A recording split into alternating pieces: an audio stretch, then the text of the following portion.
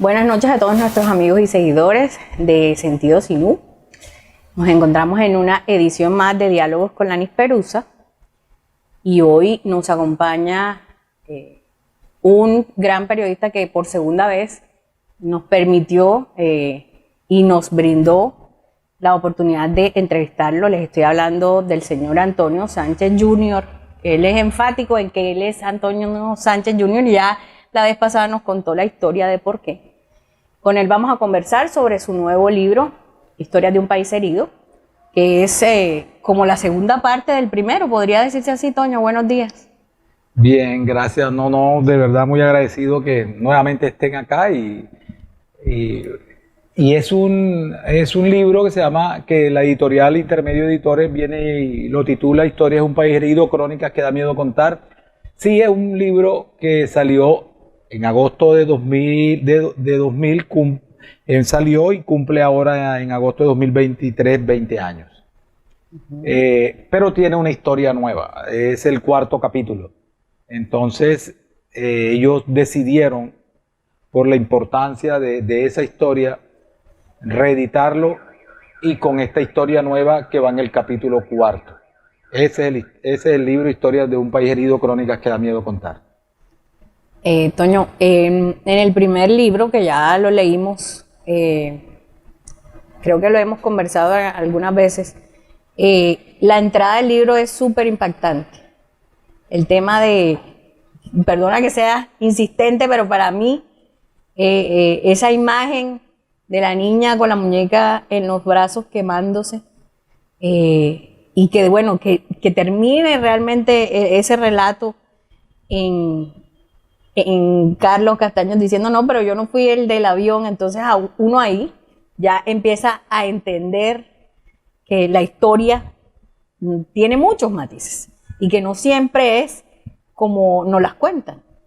En este segundo libro vamos a seguir viendo ese tipo de cosas. Sí, yo soy un obsesivo de cómo empieza una crónica. Y no por nada, sino que yo creo que los periodistas somos de escuela. Así o sea, es. ¿de qué escuela eres tú? ¿De qué escuela eres tú? No, tú vienes de la escuela de la Universidad del Norte. Ya. Entonces, los profesores tuyos fueron no sé quién. Ya más o menos sé cómo vas a escribir. Ya más o menos sé cómo vas, cuál es tu tendencia. Tú eres de la escuela de Harvard, tú eres de la escuela de la Javeriana, tú eres de la escuela de la Santo Tomás, tú eres, y así, del externado, y así tú vas sabiendo. Yo fui de una escuela de periodismo, que es la escuela de periodismo de Impau, donde todos los que queríamos salir de ahí, queríamos tumbar un presidente. Así es. O sea, todos queríamos tumbar un presidente, todo el mundo era Carl Bernstein o Bud Woodward. Entonces, por supuesto, nadie hizo eso, pero esa era nuestra cuestión. Entonces, allí aprendimos, cuando crónicas, que el profesor decía, bueno, la crónica es buena, pero no me invita a leerla. Te ponía mal, o sea, la nota. Pero mire, pero es que lee el resto. Tú le vas a decir eso a un lector, pero es que lea el resto. Si el lector, después del primero, segundo párrafo, no lo enganchaste, estás muerto. Así la crónica sea buena. Que es que la entrada es una entrada exótica, novedosa, todas esas cosas. Bueno, entonces va para otro tipo de lectores. Y ese otro tipo de lectores son muy pocos. Y ya, bueno, esos pocos lectores te llevan a que otras personas se arriesguen a leerla, pero eso no es. Entonces yo soy un obsesivo de cómo empieza una crónica. O sea, tiene que enganchar. Exacto. Yo tengo, Gabriel García Márquez lo decía, o sea, la crónica es como si tú estuvieras construyendo unas bisagras. No puedes martillar tan duro que despiertes al lector. Y si la bisagra suena y lo despiertas, ya perdiste al lector. Así es. Entonces, eso es la crónica. Si en la crónica tú no lo duermes, hablando en lenguaje figurado, con la entrada, ¿y qué es dormirlo? Es sumergirlo en la crónica, no hay nada que hacer, o sea, te equivocaste. Entonces para mí la entrada de una crónica es fundamental. Me dirán, bueno, ay, ¿qué tal que buena entrada, malo lo demás? No, no, no, no, no, no. Ya eso es otra discusión, no, no. Si la entrada es buena es porque lo demás va a ser superior. Normalmente, pero debe ser importante, debe ser... Esa es la escuela de donde vengo. Así es. Para mí esa es la escuela donde vengo. Otras personas podrán pensar diferente y lo respeto. Pero yo defiendo mi escuela. Y mi escuela es esa. Y esa es una escuela muy norteamericana. En esa escuela está sumergido Truman Capote, Ernest Hemingway. Y yo creo que esa fue la gente que revolucionó todo esto de la no ficción. Así es. Bueno, Toño, sigamos con el tema del libro pasado primero. Hace poco, Mancuso dio sus declaraciones y eso fue visto a nivel mundial, yo diría. Y lo mencionó varias veces a usted, ¿cierto? No sé si usted lo sabe, pero, eso dice. Pero no. le cuento. Ajá. Y en una mención, exactamente, él dice esta frase. Pero es que eso ya lo dijo Toño Sánchez en el libro, en el primer libro que sacó el año pasado. O sea, léanselo. O sea, lo que yo estoy diciendo, lo dice Toño Sánchez. Bueno. Me consta porque yo me vi todo el tema de Mancuso. Lo seguí al pie de la letra como un periodista que uno es, usted sabe, y de medios más. Mi pregunta es, ¿usted con Mancuso alguna vez habló, tuvieron alguna relación, o cuál es la percepción que usted tiene de él? Bueno, con respecto a eso, yo sé que muchos malquerientes estaban a la espera de que Mancuso me mencionara de otra manera. Cierto. Ah, claro, sí, pero bueno, yo lamento profundamente de que no haya sucedido y lo lamento por ellos y que sigan esperando. Yo le digo a todos esos malquerientes, malquerientas, que más bien dedíquense a su familia, a esperar cosas bellas de su familia y dejar de esperar lo malo de los demás, que cuando tú más esperas algo mal de los demás, el universo viene y te la cambia y le da cosas buenas a esa otra persona y más te resiente y más sufres. Así es. Te voy a contar una historia. Cuenta. Mi mamá tenía un restaurante. Okay. Calle 34 con primera y segunda. El restaurante se llamaba Pollo Lindo. Dicho sea de paso, muchos amigos me decían el pollo. Y a mi hermana Rosario le decían la polla. Y se quedó con eso, la polla, la polla, la polla. Ella más fue la que heredó más eso. Estoy hablando 34 con primera y segunda. Diagonal al restaurante quedaba una mueblería. Era de la esposa de Álvaro Yances, que fue por muchos años director de Confacor. Sí, claro. En la segunda, una bomba de gasolina que era de Moisés García, dueño de... Ay, ¿cómo se me va a olvidar esa pastelería famosa? Y que los mejores piononos de Montería son esos. Bueno, bien. Okay. Se me escapa ahora mismo. Bueno. Pero la casa matriz de esos piononos y todo estaba en la 21 y 22 con segunda.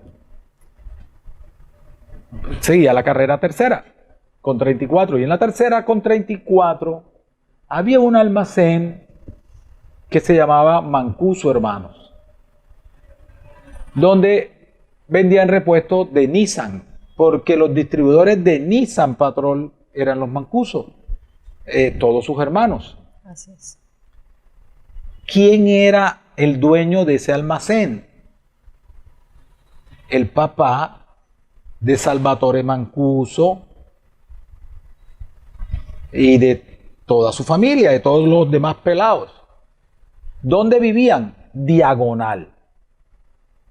En toda la 34 con cuarta esquina, que ahora mismo es como un centrecito comercial de varios localitos. Sí, sí. Bueno, esa era una casa de 2 pisos donde vivían los Mancusos. Después vivieron los Jalilíe Vélez. ¿Quiénes eran los Jalilíe Vélez? Los dueños del Poder Costeño, el periódico. Periódico. Entonces, Mira a dónde estaba yo. 34 con primera y segunda. 2 cuadras más estaban los mancusos que vivían ahí. Otro dato más agregado. Mi papá era el mejor periodista de radio en ese momento. Ya era el amo y dueño de la sintonía en Montería, Córdoba y la costa. Y eso es sin modestia y sin nada, porque era la verdad. Así es. Y a mí ese cuento de la modestia no me gusta. ¿Quién le daba publicidad? Los mancusos. Claro. En vacaciones, ¿quién cobraba la factura? Porque mi papá le decía, tú tienes que trabajar. Y yo trabajaba en vacaciones. Vendía empanadas del restaurante de mi mamá y cobraba factura de mi papá. ¿Ya? Claro. No me daban la plata. Decían, no, esto te lo vamos a invertir en ropa, en no sé qué cosas. Ya ahí cuando yo iba creciendo, ya yo vine y dije, no, esto no es así, yo quiero la plata. Bueno. ¿Dónde estudiaba yo? En La Salle. ¿Dónde estudiaba todo el mundo? En La Salle. ¿Quiénes estudiaban allá? Así es. Jan Mancuso, el mono, que era menor, y los demás hermanos de ellos. ¿Con quién estudiaba yo? Con Jan, que era el mayor. Y con él, claro, él venía atrás. Éramos amigos. Compartíamos la compra en la cafetería. No se llamaba cafetería en ese momento, decían tienda o kiosco. Claro que conocía a Mancuso. ¿Y por qué lo voy a desconocer? Yo no soy vergonzante como toda esta derecha de ahora que dice, no, ese tipo yo nunca lo conocí, ese tipo, ¿quién dicho que no? Claro que lo conocí. Fuimos amigos, nos reíamos, nos fregamos, pero era más amigo de Jan. ¿Por qué? Porque venía atrás. Claro. Y después cuando yo estoy trabajando en el Meridiano, él quiere dar unas declaraciones y yo voy, y claro, y él se sorprende cuando me ve. Al niño que cuando jugaba con él. cuando jugábamos y todas esas cosas, y entonces él empezamos antes de la entrevista empezamos a recordar todos esos tiempos. Lo que pasa es que la gente, mira, yo no niego mis sentimientos. Hay gente que le gusta ocultar sus sentimientos, yo no.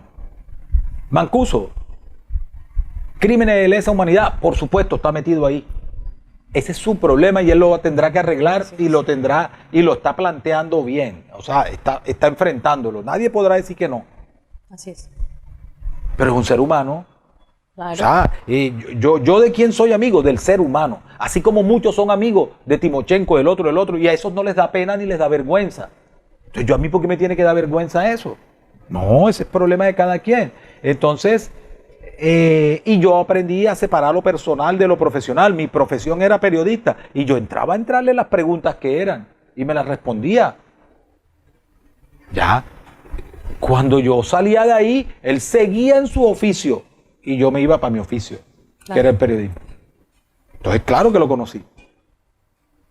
Allá cuando lo encontraste allá, que lo entrevistaste, ¿te encontraste con la misma persona que conociste cuando niño o era ya otra persona? No, por supuesto, no. Es la misma persona, porque es la misma persona, es Salvatore Mancuso Gómez, Antonio Sánchez Sánchez, somos los mismos, todas esas cosas. ¿Con quién me encuentro? Con una persona que por circunstancia de la vida cogió el camino que quiso coger, y Antonio Sánchez Sánchez, que por circunstancia de la vida cogió el camino que también escogió. Y yo no soy nadie, absolutamente nadie, para juzgar su decisión, como nadie puede juzgar la decisión que yo tomé. Que los hechos, desde donde él está, ocasionaron todo lo que ha ocasionado, eso es otra cosa, esa es otra discusión. Y ya, cuando yo estoy al frente de estas personas, yo lo primero que me pongo a pensar es, son seres humanos. ¿Decidieron escoger ese camino? ¿Por qué lo escogieron? Y me pongo a pensar, ¿tú lo hubieses escogido? Yo sé que muchas personas dirían, yo jamás, nunca. No. Sí. Cállate la boca. Vete para Tierra Alta, para una vereda tal, que llegue la guerrilla y diga, me llevo todos los pelados. A ver. O sea, tú vieras esto. No, me hace favor y me respeta, yo no voy para allá. No, olvídate de eso. Y en el monte, lo que era, los pelados que piensan en el monte, lo digo porque con convicción, porque he estado allá y he entrevistado a muchas de esas personas y he entrevistado a muchachos, a familias. La gente en el monte lo que quiere es, en el campo lo que quiere es respeto. ¿Y qué te da respeto? Un fusil. Eso es lo más fácil. ¿Por qué se meten a policía? ¿Por qué se meten a soldados? Porque ese uniforme y ese fusil del Estado te da respeto. No te vas para el ejército, no te vas para la policía, que es lo legal. Llega un grupo ilegal y tú te das cuenta, pero es que ¿cuál es la diferencia? Si estos también con un uniforme, con un fusil, inspiran más respeto y hasta miedo. Así es. Bueno, de acuerdo a eso, entonces podríamos deducir que para usted no existen buenos y malos, sino gente que hace lo que le toca hacer. Por supuesto, yo lo tengo claro. Para mí, no hay buenos ni malos. El sol sale para buenos y malos. Y hablan que Dios es lo más hermoso y bello que hay. Y creo que sí. La lluvia cae para buenos y malos. Algunos tienen paraguas, otros no. Y tú me vas a decir que el que tiene paraguas es más bueno que el que no lo tiene. No lo sabemos. No. Yo creo que en la vida es decisiones y opciones. Hay personas en la vida que nacieron sin una opción y que la única opción que tienen es la que se les apareció. Pero hay otras personas que tienen muchas opciones. Se equivocan 2, 3, 4 veces y de pronto en la séptima, octava aciertan. La otra vez hablaba con un amigo y yo le decía esto, mira, una persona nace en el barrio Sucre. Por alguna circunstancia de la vida fue buen estudiante y se gana una beca. Esa persona no tiene opción a equivocarse. No puede equivocarse. ¿Por qué? Porque pierde la beca. O sea, se acaba su vida. Hay otras personas que nacen en unos hogares donde llegan y nacen en la mejor clínica de partos de la ciudad. Los espera la mejor enfermera de neonatos o de niñitos. Salen de allí y lo espera la mejor aya, nana, que existe. Salen de allí y lo espera la mejor guardería que existe. Salen de allí y lo espera el mejor colegio de primaria que existe. Salen de allí y lo espera el mejor colegio de primaria y bachillerato que existe. Salen de allí y lo espera la mejor universidad que existe. Salen de allí y lo espera la mejor universidad de Estados Unidos para el posgrado. Salen de allí y lo espera un asiento en la junta directiva de las empresas de sus padres o de los holdings que tengan. ¿Tienen derecho a equivocarse ellos? Yo diría que no tampoco. Pero se pueden equivocar todas las veces que quieran. Así es. Y se equivocan y uno viene y dice, y yo diría, tú que lo tuviste todo, no tienes derecho a equivocarte. Pero que nació en el barrio Sucre que te dije, sí puede equivocarse. ¿Y por qué se puede equivocar? Hombre, porque no desayuna, no tiene con qué almorzar, no tiene con qué llegar a la universidad, se va a pie y de pronto le da un desmayo, una cosa, no puede estudiar, entonces al día siguiente no rinde en el colegio. Y tiene derecho, por eso, de equivocarse y una oportunidad, pero no la tiene y no se la dan. El otro tuvo todo, se equivoca las veces que quieran y tiene todas las oportunidades que quieran. Entonces, con ese ejemplo, creería que me gustaría haberte respondido. Sí, señor, sí lo hizo. Bueno, sigamos con el libro, con el primer libro. Hay una parte del libro donde usted menciona a las mujeres y que eso fue, digamos, como un caballo de batalla en algún momento entre Carlos y su hermano. ¿Qué papel jugaron las mujeres en toda esa historia? Las mujeres siempre han jugado un papel determinante en la historia, no de los castaños, de la humanidad. De la humanidad, pero en esa específicamente. Igual, la misma. Cuéntenos. Bueno, por mujeres han sucedido las tragedias más grandes de la historia. Y ahí sucedieron también. Troya. Y ahí sucedieron también. Y por una mujer viene la enemistad de Carlos con Fidel. ¿Por qué mujer? Por esa mujer que mata a Fidel. que era la mujer de Fidel. Carlos se la enamora. Okay. Entonces ahí vendría la discusión, ¿quién tuvo la culpa? Ella que se dejó enamorar, Carlos que la enamoró. Bueno, ustedes las mujeres tendrán sus respuestas, nosotros los hombres tendremos las nuestras, y yo creo que en esa discusión sí no quiero entrar. Si esa mujer no aparece, ellos no se enemistan, no pelean y la cosa hubiera sido distinta, ¿cree usted? Bueno, a mí no me gustan esas tipas de hipótesis, pero yo creería que no, por supuesto. O sea, es que uno busca qué otra razón los enemistó, esa. Tú sacas esa razón, concluye uno a la ligereza de que no, de que nunca se iban a enemistar, de que nunca iban a tener problemas. Pero muy a pesar de eso, ellos se reconcilian, pero se reconcilian es por la guerra con Pablo. No porque... Desde los Pepe, o sea, por cuestiones de conveniencia. Conveniencia, claro.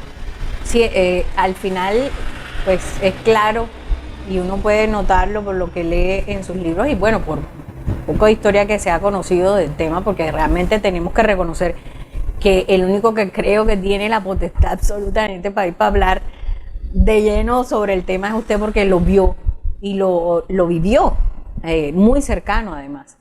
En el libro yo siento que Carlos Castaño, el ser humano, o sea, lejos de todos los títulos que les quieran poner, era un tipo sensible, o sea, sentía, tenía remordimientos, sufría por la enfermedad de su hija. ¿Usted cree que si no lo hubieran matado, la historia de las autodefensas hubiera sido otra? Porque él claramente, debajo de todo ese uniforme y todo, era un ser humano, podría decirse hasta sensible. No me cabe duda. Y a los comandantes que ahora mismo están afuera, hoy lo reconocen, que si no hubieran matado a Carlos, el fin de toda la autodefensa no hubiera sido este. Y Carlos fue hasta visionario. Hay una entrevista que le da a Caracol. Es más, hay una anécdota con esa entrevista. Quien debía hacerla era Darcy Quinn. Y vino el tipo, director de Caracol, y vino y se la quitó. Y dijo, no, tú no vas, que hoy soy yo. ¿Quién era el director? Un flaco ahí, todo engreído, tonto ahí, que hasta ni sabía preguntar. ¿Cómo llegan ahí? No sé, ni me interesa. Pero quien consiguió la entrevista, quien luchó la entrevista y a quien le dieron la entrevista fue a Darcy Quinn. Y en menos de 24 horas el tipo la quitó y fue él. O sea, de esos aprovechados, bueno, listo. En esa entrevista Carlos dice, no se le extrañe que la guerrilla en el poder y los generales en la cárcel. Y efectivamente está sucediendo. Entonces, claro que hubiera sido diferente, hubiera sido totalmente diferente. Totalmente diferente. Y hoy, esos comandantes que vivieron más tiempo al lado de Carlos Castaño lo reconocen, es por algo. Así es. Bueno, ya pasemos al segundo libro, que ya también empecé a leerlo. Es bueno. Muy bueno, o sea, la verdad sí. A mí me encanta ese tipo de historias, me encanta la crónica, entonces, bueno, mi apreciación personal es que sí, profesional, pues muy bueno. Y se los recomiendo. ¿Ya, ¿Todavía está en promoción o ya? Hoy es 30, ¿verdad? Bueno, hasta hoy está en promoción. Hasta hoy, bueno, entonces aprovechen la quincena y la prima, no hay excusa para no comprarlo. Bueno, volvamos al libro, al segundo libro. En el segundo libro, yo siento que es un poco más informativo, está más lleno de detalles, de nombres específicos. Bueno, usted es muy específico en esas cosas y eso es súper chévere, porque eso es lo que hace realmente una crónica, ponerte como en contexto. Mira, eso fue en tal sitio, a tal hora, a tal día. Hay mucha gente que desconoce eso, pero realmente una buena crónica tiene que tener esos componentes. Si no, es otra cosa, es un relato bonito, es una noticia, pero no una crónica. ¿Cómo hace usted para escribir? Del primero al segundo libro se ve un avance mucho más grande. se ve más como, usted dice que bueno, que ese libro ya lo había sacado en algún momento. No leí el primero, no lo voy a mentir, pero lo que he leído del segundo me lleva a preguntarme, ¿usted cómo hacía? ¿Usted anotaba? Estoy hoy en tal... Porque es que uno como periodista, bueno, y si a uno le gusta el tema de la escritura, es muy complicado recordar. ¿Cómo hacías? ¿Ibas anotando? O sea, explícanos, ¿cómo hiciste para escribir esos 2 libros? Sé que es un tema de mucho trabajo, pero ¿cómo haces para escribir? O sea, ¿cómo haces para contarte? Mira, en la finca Cabello Blanco, el tipo se llamaba fulano de tal, pero le decían fulano. O sea, hay una cantidad de detalles que es como si fueras como los mapas infantiles que te traen, aquí quedaba la iglesia, aquí quedaba. Eso siente uno cuando lee sus libros. Entonces, ¿cómo hace? Volvemos a lo mismo, la escuela. ¿De qué escuela vengo? Vengo de una escuela donde primaba el escribir, y los profesores, y hay un profesor hoy ya fallecido, que en paz descanse, y que tengo un aprecio y un amor por él, y que en un libro que se llama Lo escribo para que conste, se lo dediqué, Jorge Consuegra.